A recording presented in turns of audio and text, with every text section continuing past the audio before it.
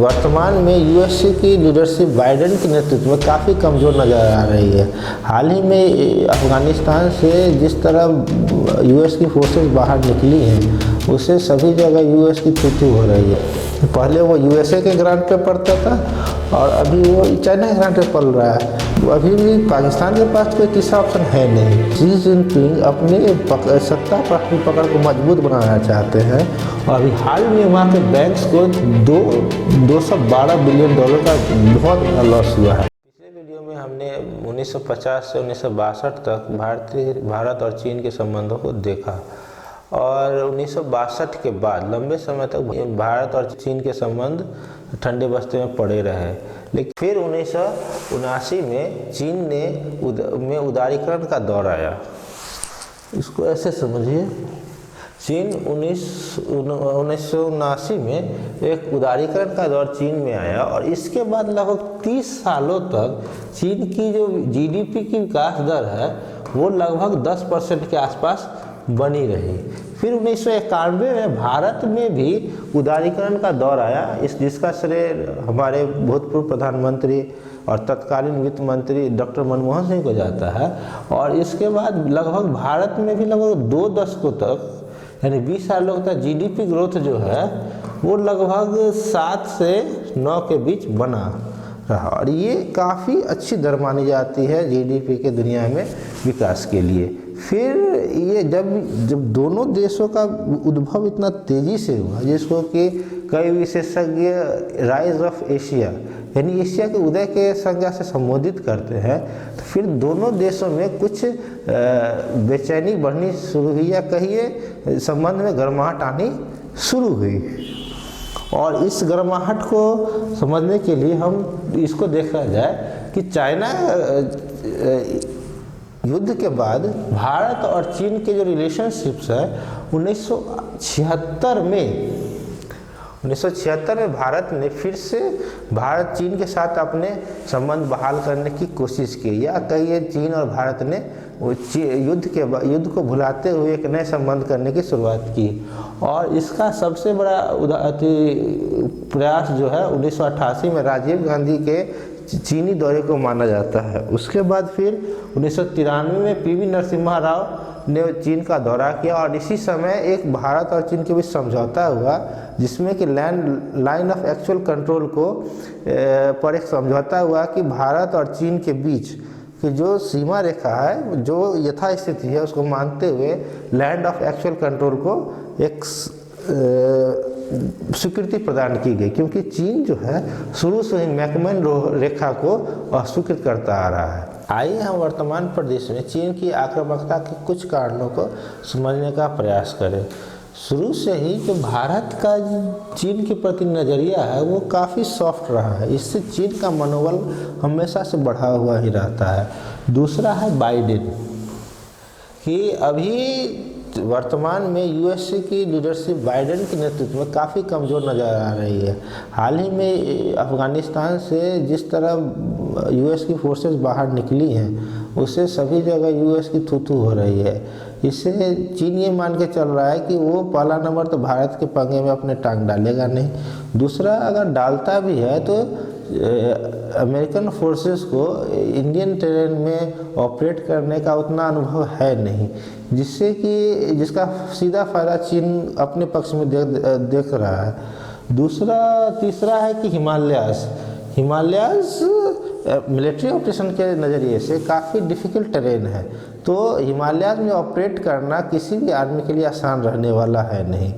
और हालांकि इस एनालिसिस पे वो एक चीज़ भूल रहे हैं कि अभी भी हिमालयाज़ में ऑपरेट करने में चाइनीज़ आर्मी से इंडियन आर्मी का प्रदर्शन लाख गुना बढ़िया रहा है। ये चीज़ चाइनीज़ आर्मी अंडर एस्टिमेट कर रही है।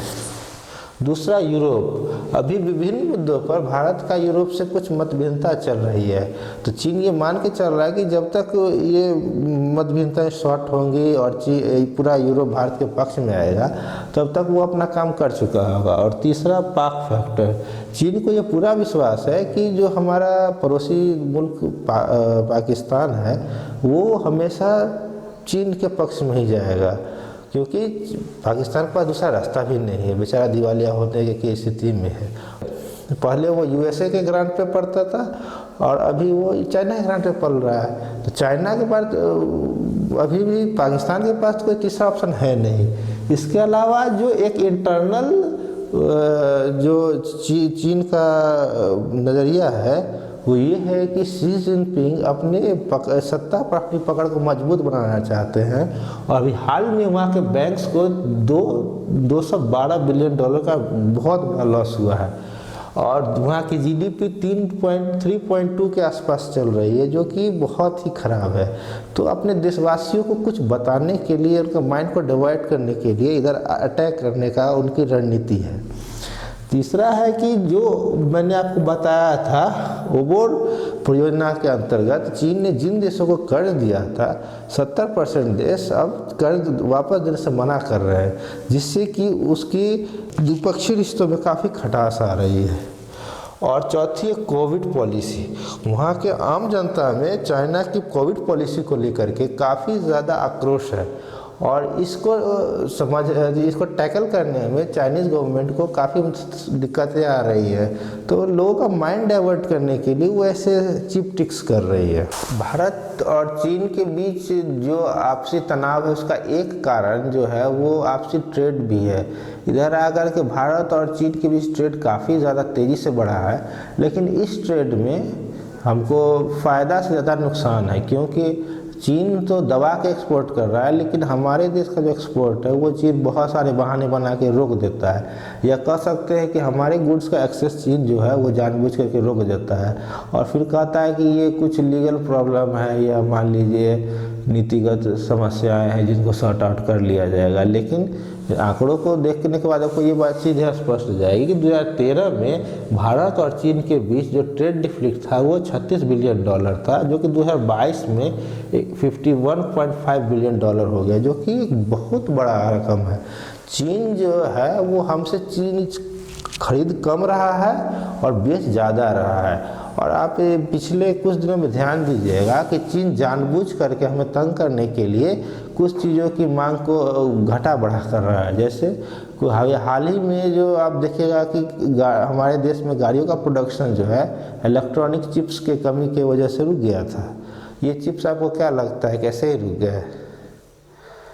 ये चिप्स अधिकतर चाइना से मैन्युफैक्चर होके आते हैं और चाइना जानबूझ करके कोई सा बहाना बना करके इनको रोक देता है।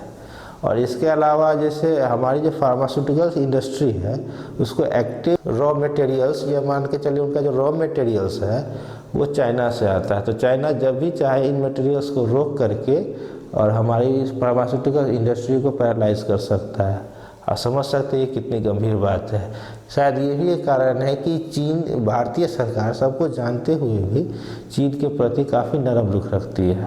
चीन और भारत के बीच जो है मतभिन्नता का एक और महत्वपूर्ण कारण चीन की सामरिक नीति है। चीन शुरू से ही एक नीति का अवलंबन करता आया है जिसको स्ट्रिंग ऑफ पर्ल्स कहा जाता है। और इसका सीधा अर्थ बनाया आप समझे तो इसका सीधा अर्थ यही है कि चीन जो है भारत के पड़ोसी देशों को के आसपास अपने सैन्य ठिकाने बना करके और युद्ध की स्थिति में इंडिया को ब्लॉक करने की योजना बना रहा है। या उसकी योजना है कि यहाँ से भी एक मोर्चा खोल दिया जाए जिससे कि भारत 2 या 3 मोर्चों पर लड़ने को मजबूर हो जाए और अंततः भारत की हार हो जाए। हालांकि इसको इंडियन गवर्नमेंट काफ़ी समझदारी से टैकल कर रही है और हम डिप्लोमेसी पॉलिसी और हमारी जो कूटनीतिक वार्ताएं हैं कई देशों से चल रही है और काफ़ी सफल चल रही है। हमारे आर्म्स फोर्सेस का मॉडर्नाइजेशन काफ़ी तेज़ी से हो रहा है और रक्षा क्षेत्र का स्वदेशीकरण काफ़ी तेज़ी से हो रहा है, जो कि काफ़ी खुशी की बात है।